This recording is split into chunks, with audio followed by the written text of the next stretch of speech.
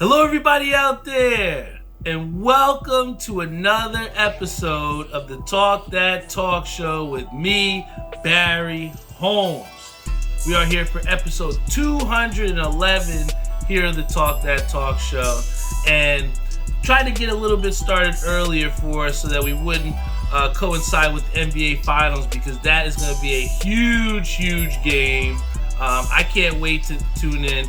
8 o'clock p.m. Make sure you guys are tuned in to that NBA Finals game. We're going to get a little bit into that later into the show. But I want to give a big shout out to Robert Brantley Jr., tuned in on our Facebook live stream, Aunt Trish, Al on our Instagram live stream, and also everybody that's tuned in on our YouTube, everybody that's also went and subscribed. I appreciate you guys so much. Just the fan base that I have has just been so loyal. Whether it's somebody wearing a jersey in the bowling alley, somebody telling me a topic I should talk about on the show. Like I said, it means a lot to me. And I think one person I actually want to shout out is CJ, because I think a lot of times when you have friends or you have people that that support your brand, a lot of times you have people just say, "Oh, that's hot, that's dope," and they don't really at times give you their honest opinion. And I respect CJ, because the latest jerseys that me and Tyree were going to be rocking for the summer and the first third of the season next season were going to be these Realtree jerseys. And we thought that they were super fire. I thought they were dope. But when I had put it out there, CJ said to me, goes, "Yeah, that would be really dope if you're hunting. I'm not rocking that." And it was dope because even though I know he meant well and he always is going to support me, I appreciated the fact that he did not fuck with the design. And that's cool. A lot of people are scared to tell people their honest opinions, and those aren't exactly the friends that you want around. People that can give you their honest opinion and still support you are people that you got to keep around. So I thank CJ, but I'm not going to lie, them Realtrees look fire, man. It fits the theme. But, I think that's also part of the idea or the principle of having your own brand, is that you have to understand that not everything that you make, people are going to fuck with. I remember I made these, it was like a tank top in a Talk That Talk Show tank top, but it was American flag themed for I think we did it for July 4th a while back. But, it sold out, but the usual people that liked my designs didn't really fuck with it. There were people that didn't like it. And I think that's all part of owning your brand and owning your creativity, is knowing that not everyone is going to like what you put out there, but you still need to have the confidence to put out your best work and be confident with it. So, if you support me and you rock with me, don't be afraid to tell me if you're not rocking with something, or if you would like something on the show. I think that, the ability and the accessibility that you have to me is one of the things that makes this podcast so dope. So, I appreciate you guys so much. I appreciate the positive feedback. I appreciate the constructive feedback. It's all a part of growing, and that's what we're constantly trying to do here on the Talk That Talk Show. And it was funny because leading up to the show, we were talking about how we wanted to record before the NBA Finals, and I was planning on shooting this at around 7, but I was sweating out the last leg of a parlay. And it was funny because all I would say in the last, I've broken my one cardinal rule in the past, I'd say, couple weeks. And it's always never to bet on your favorite team. And every time it seems like I put a little bit of money on the Mets, they seem to fail, right? So I kind of did the opposite effect. And I was like, I'm going to start putting the money on the teams that I hate, right? And some of the teams that I'm starting to like and rock with has been the Braves and the Yankees. Oh. Shout out to you guys. You'll never see me rock a jersey, but strictly business, Jeff.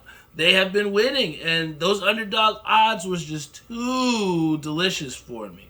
So it was funny because, like I said, we were sweating out this last leg, and I think it was Eddie Rosario goes up to the plate and just annihilates a grand slam to put the Braves up, and hopefully, I don't know the score, but hopefully cover for the bet that I put in for the last leg. And all you can see is my dad just going like this, and he's like, "Yo, what are you doing, man?" But it's just strictly business, man. So that has been my trend of going with teams I absolutely despise. And, hopefully it works out tonight. But part of the thing that also made that home run interesting is because it was a grand slam. And grand slams have been the wild card in the fantasy baseball league that I've kind of created. And I remember Ron Lordi had used to run this league maybe a couple years back. And I don't believe he's doing it anymore since he's kind of taken his comedy pretty serious. So one of the things that I run, and I took the opportunity to try and bring it back, is a home runs only baseball league. Now, I know people might not have heard this or ever thought that this was a possibility, but one of the things that kind of strayed me away from fantasy baseball was the constant trying to cycle out guys and figure out all these different categories. Like, you got to get pitchers, ERA, strikeouts, hitters, you got to get RBIs, singles, doubles. All these things are different categories. And for some people, the casual fan, that might be a little bit too much for them. So what I decided to do was simplify a baseball league and make it accessible so that everyone can have fun and potentially be a winner. So I decided to create this home runs only league, $20 a person, and it's wound up actually being a lot of fun. Our inaugural season, we have 10 people. I don't know who has Eddie Rosario, but the thing that makes it different with having only 2 categories is you're only looking for home runs, and ultimately sometimes what that tiebreaker is the grand slams. So we've had a lot of ties, a lot of wins, losses. My girlfriend, who has no clue about baseball, I did not help her with her draft whatsoever, but apparently she made her math because she's in second place in this league. So moving forward, what I'm trying to tell everyone else is that we are looking to expand to hopefully 12 to 14 teams next season. I can't tell you how many times I've heard, Barry, I got a dinger. You know? And the notifications showing up to you, and sometimes people, that you might have. Oh, well, we have issues in our league. He says, Keto Marte hit 2 dingers today. I'm on fire. I'm sure you feel great, Ish. And this was somebody, Ishabod Crane, told me just a week ago, man, my team sucks, man. I'm not getting no dingers. And that's just the greatest part about this Fantasy Baseball Dingers 2023 that I've created, is that the uncertainty and the volatility of these home run guys are instantaneous. And we've cut the bench down to just 3 players, so you can't stash guys. There's plenty of talent out there in the pool. It's just a matter of seeing what you want. Like I said, if you want to join our league next season, you can reach out to me at bhsports45@gmail.com. You can send me an email, and we'll try and get you in the league next year. We're hoping to expand to at least 2 or 4 teams. And let me tell you, it has been a lot of fun. Top 4 cash, top 6 go to the playoffs. So if you don't make the playoffs, you got to be someone that has no pulse whatsoever.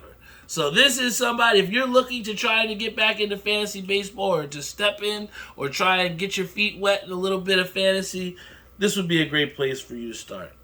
And I think that one of the things I was very nervous about leading up to this weekend was the fact that since the accident, I know I haven't really talked much about it, but I have been going to physical therapy with acupuncture.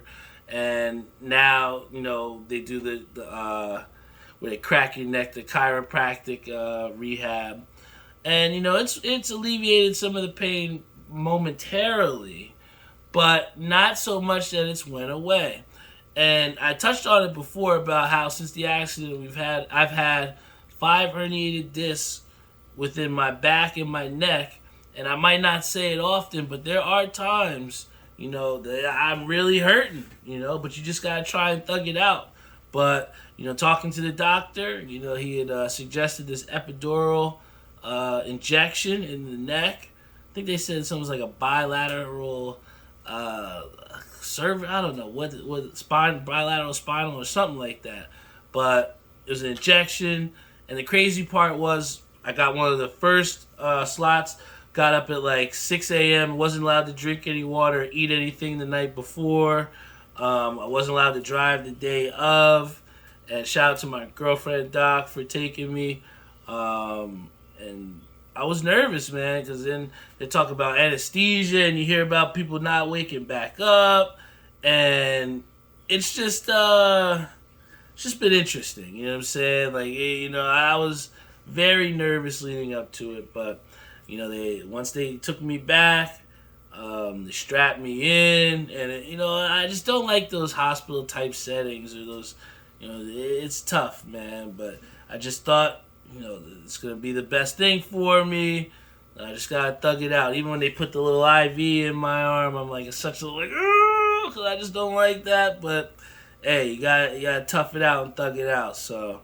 All I remember is when they put me in this little like table area on my stomach, clamped me in or whatever, strapped me in, and then the guy was just like, "All right, man, you might feel a little tingling or whatever, and you're just gonna be knocked out instantly."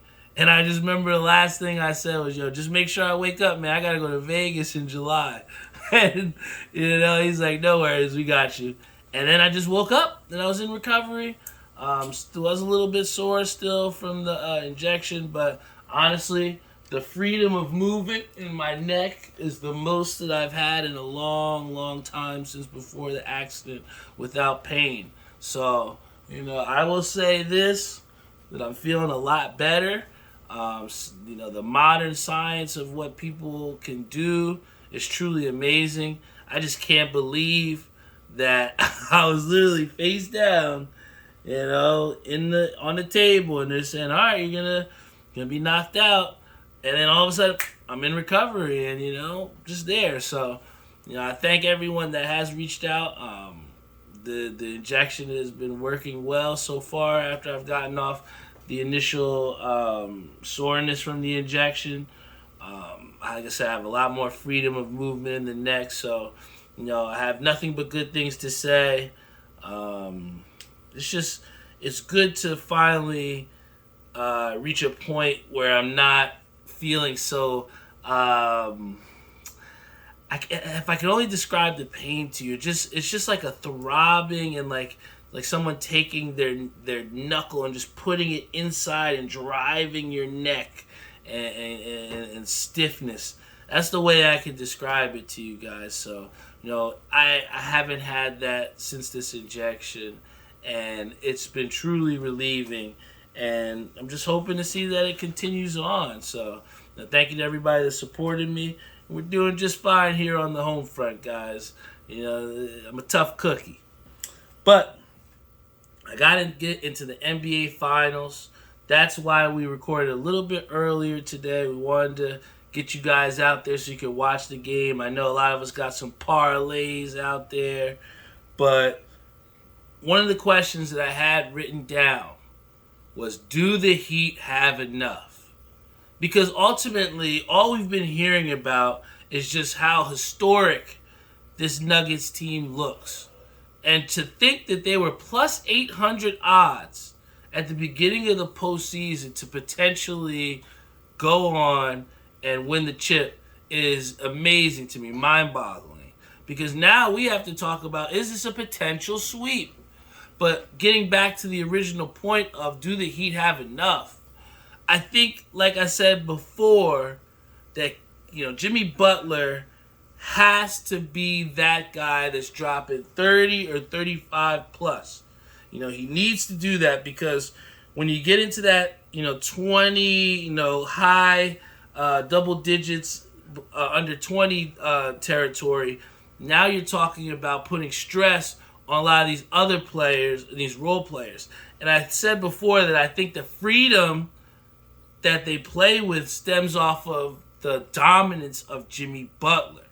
So what I'm looking to see from the Miami Heat is I need to see Jimmy Butler be Himmy Butler.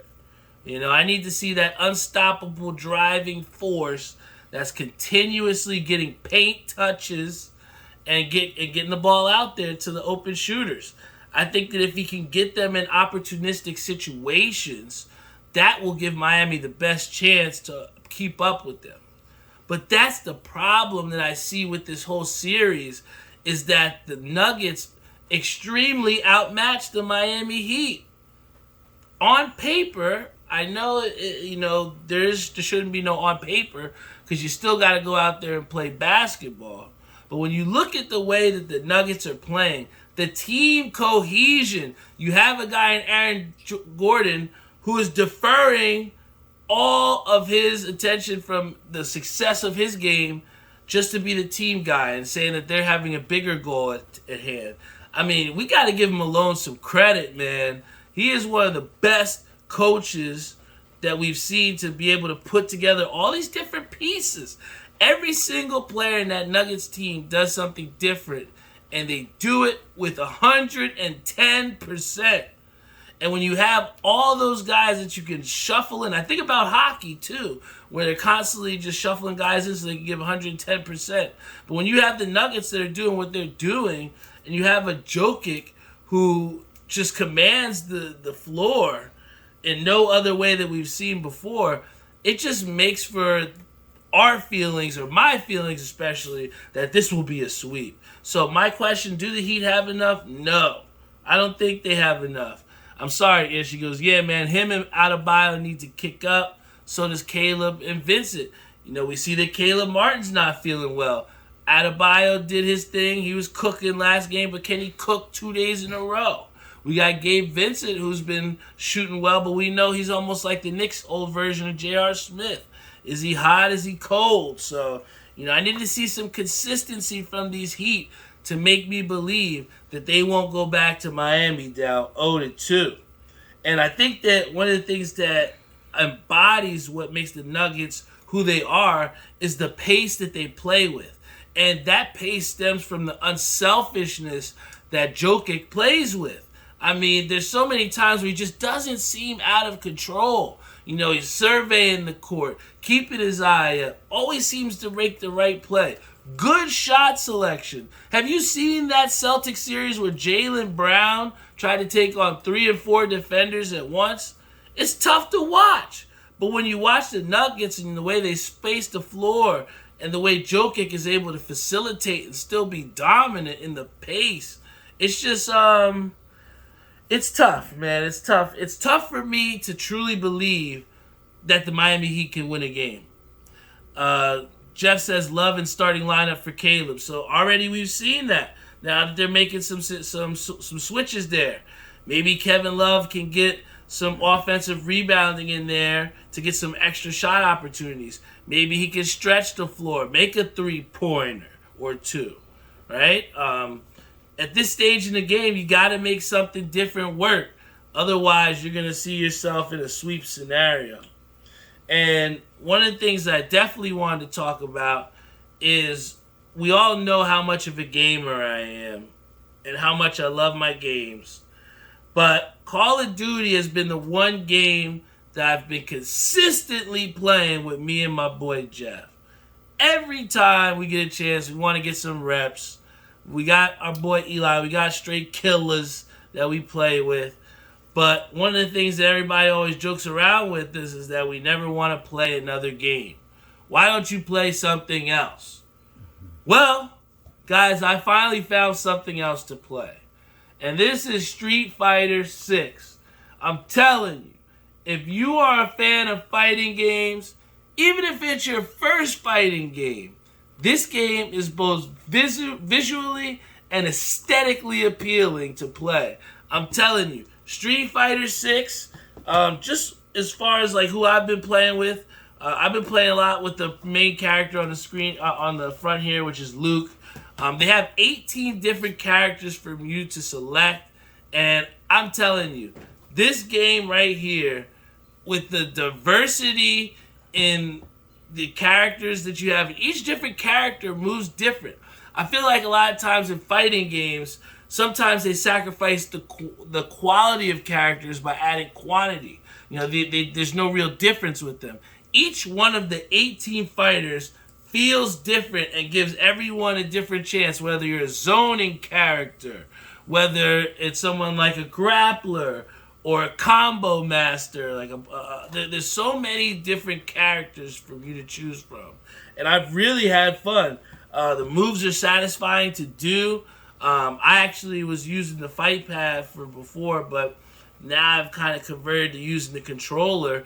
And I've seen that the inputs are not that difficult to execute on a controller, which makes this game far less frustrating to play. Now, one of the things that we don't like, I know me and Theo had said it, but they have a modern control skill set where they give you preset combos as buttons. Yes, it makes for some cheesing, but the accessibility that is given for everyone to play, it has given you depth to making your fighting game completely unmatched, I guess you can say. And to tell you how much I've loved this game off the rip, me and my boy Theo played about 26 or 27 straight games. Straight! 3 rounds, let's bang it out, pause. And he won about 26, 20, no, he won about, I think he won about 20. And I think I won about 5 or 6. But even through losing that much, I was still having fun with the game. I was still enjoying it. And I think that, and then the following day, when we played just 4 games, he beat me 3 and I won 1. So I think that says that with this game, there's a playability and accessibility that even someone as advanced as Theo and someone like me who may not be as advanced in the fighting game realm but just truly love Street Fighter, we were both able to compete and enjoy ourselves. So if I were to give anyone a suggestion as far as what game you should buy next, I think that Street Fighter 6 should definitely be on your radar because there's enough in the game to give you multiple options, not just fighting one-on-one in arcade. They also have a whole RPG where you can build your own character and then use that character to fight against other different peoples, and you get to create different skills. There's a whole variety of things that you can do in this game, but I just like giving out these fucking hands straight up. And in this game, as far as the graphics, as far as the playability, it's just been unmatched, man. And for so many people to give it 5 stars, 9 out of 10, 10 out of 10, I have to agree with them. Street Fighter 6 is a must cop. Now, if you go to GameStop in the mall, or if you're going anywhere in Menlo Park Mall, any type of mall in America, I don't know if they have them all around, but what you should look for is there's like a little stand. And if you see a couple people standing out there and you see this bag, I'm telling you guys, you have to support. This is actually made by Employing Autistic Adults, and it actually is a company, it's a nonprofit, that employs people with autism and has them in the working force. So they ring the popcorn up, they package it, and they sell it right out of their booth. And they're always so pleasant and so happy and nice to talk to. And it always feels good to have your money go somewhere positive. And all the proceeds go to the people, the adults with autism that work. This is actually my favorite flavor. It's called Chicago Baked Cheddar. This is actually dope. Rhoda says, can you share their page or is there a link? The only thing I can look up, Rhoda, I would say is it's called Employing... Popcorn for the People. What's it called? Popcorn for the People. Okay, you can look it up. It's called Popcorn for the People. All right? That is the place you can look up and find this. my girlfriend, every time we go, she has to get this popcorn. And not to mention that it's going to a great place, but it is really good. And this is my favorite flavor, the Chicago Baked Cheddar. So if you ever go to the mall, go try and find that stand. The popcorn is not expensive, guys, and it's going to a great cause. So that was something I wanted to share with you guys because part of this show isn't just about shooting the shit. I really, truly embrace the opportunity to inform people, not only to mention share my ideas, but also inform people because I think the beautiful thing about us as human beings is being able to learn and adapt and do different things. And that's what I like to do. And being able to encourage other people to go in the right path and to try these different things. You know, I feel like someone like a John Morant, who I hate to keep beating a dead horse, but somebody that has the opportunity to make the most of the voice that they have, and you see the repercussions of when you don't take that responsibility seriously. And something that I truly do is take my words and my message and my influence super serious to make this podcast valid and to make it something that isn't just a hobby, it's a passion and something that I believe in. And that what I've seen over these last 3 years is that other people are loyal and passionate to it too. So guys, if you get a chance, check out this popcorn. It's called Popcorn for the People, and they have their autistic workers as adults, and they get the proceeds of the money. So big shout out to them. So I definitely want to talk about one last thing before I head off the air because we got to get to this NBA Finals game. I will say this. I will give you one nugget, all right? Before I get into the last thing, I'm going to give it to you one nugget. If you are a bettor, I was debating whether I should do this, and I cross-checked with a bunch of my different friends on something that I liked and something that I wanted to play.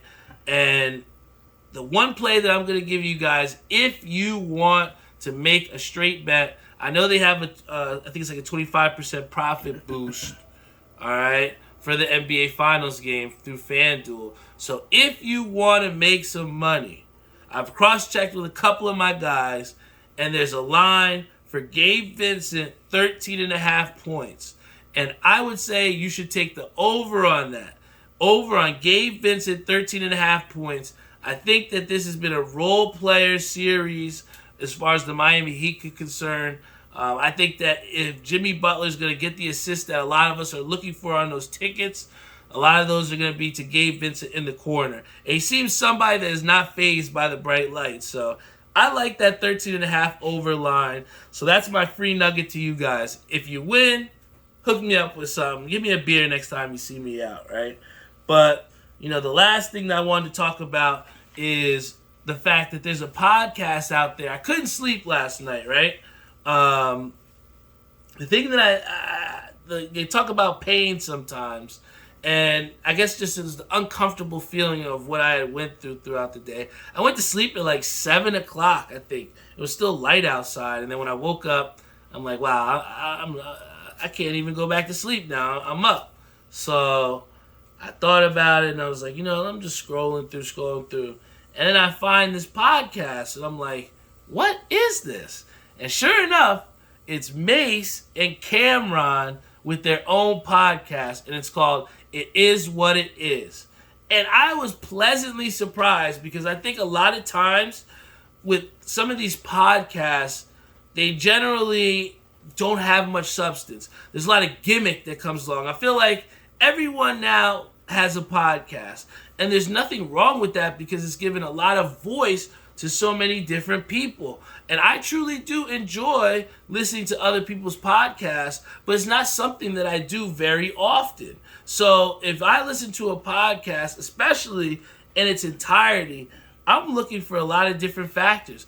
I'm looking for, you know, is the substance that you're talking about relatable? You know, is it something that's valid? Can I relate to you? Is it valid? Are you saying points? Are you being yourself? If it's funny, are you making me laugh? You know, I think, are you being your truest form of yourself in this podcast, or are you just performing for the camera? And what I saw from that podcast in Mace and Cameron was I saw two guys just having a good time and truly believing in the things they said. So if I were someone to suggest to you another podcast outside of the Talk That Talk Show, take some time on YouTube and check out It Is What It Is. Because one of the things that they said about in that podcast that I truly didn't think about was that in talking about the whole Ja Morant and how, he's been dealing with pretty much this, whatever's going on inside of him, that's chosen to make poor decisions. And one of the things that they talked about on It Is What It Is that I had to think, I was like, you know what, you're right. They asked if Ja Morant had the same father as, if Ja Morant had LeVar Ball as a father as opposed to T. Morant, would he be doing half the stuff that he's doing? And the answer is completely not, because the power of good parenting is super important. And I'm not out here to discredit anyone's good name. I'm not out here to say that T. Morant is the worst father possible. But what I will say is that LeVar Ball openly held his sons accountable and openly provided that leadership and that guidance. Even though it wasn't the way we all would have liked it, it worked for his kids, and you see the success that they've had, right? So now you look, and we haven't really seen from T. Morant telling Ja, like, hey, let's get this out. We gotta, start making some better decisions. We really just see him courtside, just enjoying the fruits of Ja's labor. And I know I'm not in that household. I know that this is purely from a surface level, just from what I've seen. But one of the things, like I said, that Cameron and Mason talked about is that presence as a father and what that open presence has done for the Ball brothers, and is maybe something that Ja Morant needs. He might need that true fathership, because sometimes the only person that you want to talk to or that makes sense is your pops, So I think that some people on surface level may not take the Cameron and May show seriously, but what I saw from them was things that I saw within my own podcast. Is just pure individuality. These guys weren't afraid to be their truest forms of themselves, and their content was dope. I think that when you are genuine, most times you'll be able to get that view. You will be able to get that subscribe, because people don't want anything that's not authentic. All right? Authenticity is the one thing that you truly just can't buy. It's something that has to be earned, something that has to be, acquired. And the authenticity that I saw in their podcast made me want to come back. So I think through watching them, the one thing that I took away that I know that I could apply within my own podcast is just continuing to embrace who I am and not being afraid to speak my mind. Because, yeah, they had some questionable things that they said on there and some things that you may not see or hear on ESPN. But at the end of the day, it was still dope enough that I was like, yo, I can listen to these guys for the entire episode because they're really spitting facts. It felt dope, So if you have any time, check out It Is What It Is, the podcast on YouTube. I think that there's so many different options for us as far as receiving media. I think that media, when we were growing up, it wasn't something that it was so accessible, so instantaneous. I remember being on the computer, not really as much, and now we have computers on our phones. Laptops to some people aren't even necessary based off of some of the phones that we have. All the shit we're doing is off our phone, right? So the technology has increased exponentially over the last 2 decades. So what it's formed is so many opportunities for people to express themselves. My sister is making chicken off TikTok, making content off of her dog. You know, I think that the media, if it's utilized correctly, can be so influential and can be so positive. And that's what I would say with this show and with other different things out there. You just have to be conscious enough to make sure you're receiving the right media. Because there's definitely some things out there like clickbait and things that might not be valid that can waste your time. I think one of the things I saw on my phone was that I used my phone, I think it was like 6 or 7 hours less because I was just out, I felt being active and things like that. So I think having an even balance of being active, being outside, and making sure when you're on media and when you're having that media or phone time, making sure you're making the most of it and enjoying it in a positive way, constructive way.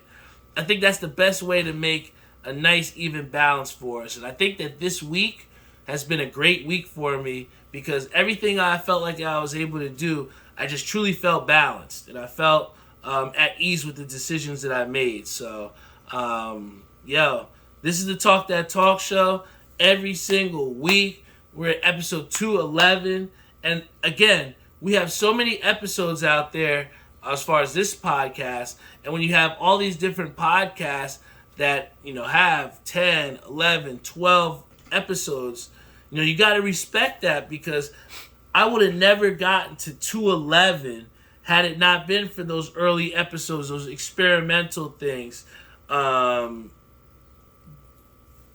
The process of building a podcast is extremely difficult. I'm not going to lie to you guys.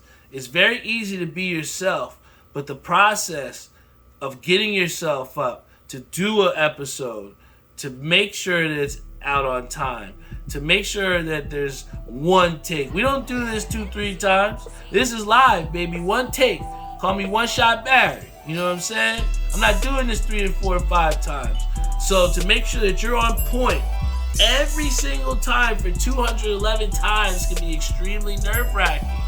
But that's what I love, man. I love this shit, I love the ability to be myself, express myself, and enjoy the reactions from a Howard Cott, the reactions from Ish on Instagram. People that truly look forward to watching this show. You guys are what I do this for. You guys are why I prepare, get my notes ready, look for great topics, just so that I'm not wasting your time. We all get 24 hours in the day. What do you want to make of those time? And just the fact that you guys spend 37 minutes with me, I just want to make sure I'm making the most of your time. So thank you guys so much for tuning into the Talk That Talk show. Episode 211 is in the books. Check us out on talkthattalkshow.com. You can check out our episode on YouTube, Spotify, Google Podcasts, Apple Podcasts, iHeartRadio, Stitcher, you name it. We're on every single platform. So there's no excuse why you can't take this great media content and share it with your friends. Guys, we're trying to get those subscribers up. Please hit the subscribe button if you've never done so on our YouTube channel. It would mean a lot to us. We're trying to build so that more and more people can see just how dope this podcast is and just how much heart and soul I put in to giving you guys the best show every single week. I love you guys, and I will see you all next week.